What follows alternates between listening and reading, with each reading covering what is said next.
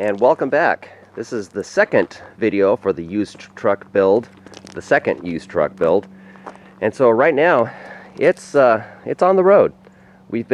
Last week we've given it kind of a light schedule to work out any bugs, and now we're at the point where we can definitely trust it.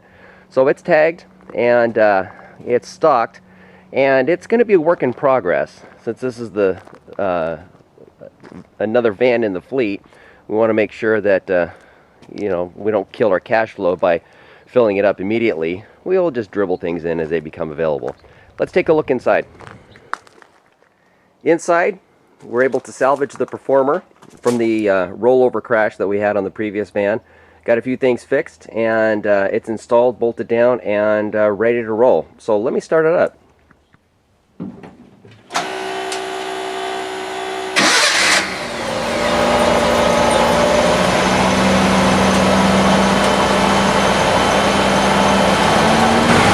It's a little bit louder than the other vans. The other vans had wood inside.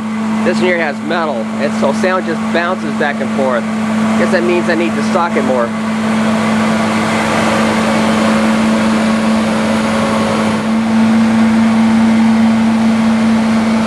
As you can see, everything is discharged outside. Last thing I want is to get carbon monoxide poisoning, so we've got the vacuum discharge, and it's in a sweeping fashion, so you don't have any back pressure.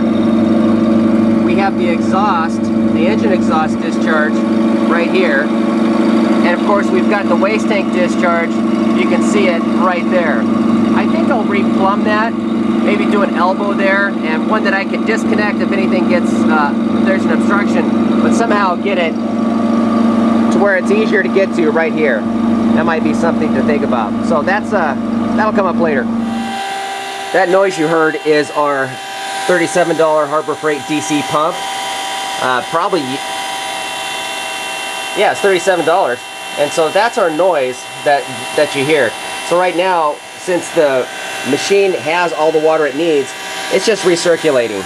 It doesn't give any, that way you're not giving a lot of deadhead pressure and burning your pump out. So it's still pumping, it's recirculating. You'll see that on some previous videos that I have.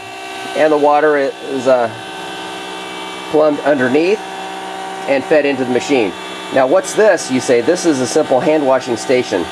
So at the end of a job, or if we need to fill chemicals or any buckets or anything like that, we just simply turn the valve on, wash our hands, and we're good to go. So it's handy. And what I think I'll do, we got it zip tied right now, but I think I'll just substitute that for actual hose clamps, and I think that'll be a little more solid.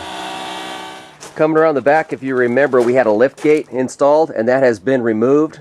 Some handles to pull myself up has been installed, and a bumper has been welded. And so it's still able to pull a trailer. You can see the hitch remains. We did not modify that at all. And so what the welder made was an actual hitch extension to extend out past the bumper so we can still pull a trailer should we decide to. Inside's a little bit different.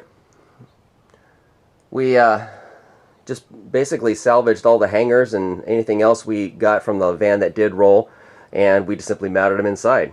Namely, some of the holders. We're able to salvage the stair tool and other things, and we put them on the E-Track system. And of course what we did is we built the shelves similar to our other two trucks. We just simply copied that. We had the metal fabricated. We ended up, now interestingly enough, we did not weld it. We did not weld the shelves. We made sure we bolted it, because a truck as it's going down the road is going to flex. So we wanted to allow some room for flexing. So last thing I want to do is pay to re-weld things that break. So it is brushed aluminum, and so far I've been really happy with this system. And of course we've got box steel. This is stainless steel. Actually the welder had some laying around, so he fabricated a 6 sprayer rack for us. And so we've got 4 purchased. We'll order a couple more. We ordered these online. They're Gilmore sprayers, and we found they last quite a long time.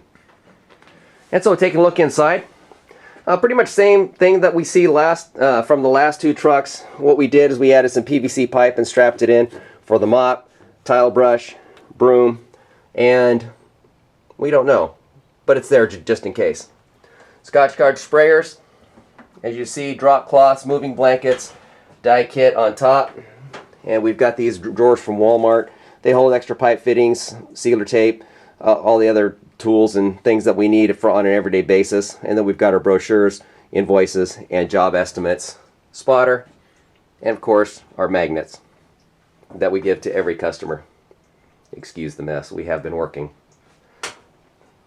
Taking a look in the front, we added an E-track system on the front. Simply we want to hang the hoses high, but also we want to be able to put a shelf on the very top. So right to the left of the wand, we'll probably have one 2x4 going across, connecting to that with some plywood on top, because that'll be just some storage that we, just for things we don't need, but it's handy to have on board. Some like bonnets, Cymex pads, stuff like that.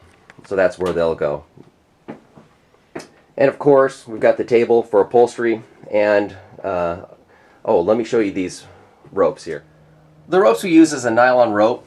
We simply use an S-hook for one side, and of course these are the Harbor Freight loops that I get for $4. And it's just a nylon rope that we braid back in and melt the tips so they don't fray. And so we just simply put that under a torch and just roll it on a flat surface. Just roll it until it molds into a nice little plastic mess. But it's not going to fray, and it's strong. So that's what we have on our rope. So we've got several of those to hold up that hose, the heavy hoses, the large hoses, the pump out, supplemental water hoses as well, as we see there, and even some small things, just like an extension cord that we need. And so that's one that hasn't found a home yet. Don't worry, it'll find a home. Of course, when we need this shelf, we simply ran out of money. We couldn't fabricate a metal shelf, so we decided to build it out of wood. And so we've got our upholstery kit, we've got our carpet repair kit, we got our carpet stretcher, extra set of gloves, but also one of our guys came up with a handy little hook. Scott came up with this little handy little holder for the hydro sensor. And of course on the outside we did install a 18-gallon gas tank. The idea that we tried to do is we want to get the gas tank, we want to fill them both at the same time, gas and diesel. And of course we have them both on the same side because it's easier to fill them both. Last thing you want to do is fill up one tank, get in the truck, drive around to the other side and fill up the other tank. So if it's on the same side, most of our card lock stations, which we operate out of, have one and the other right next to each other.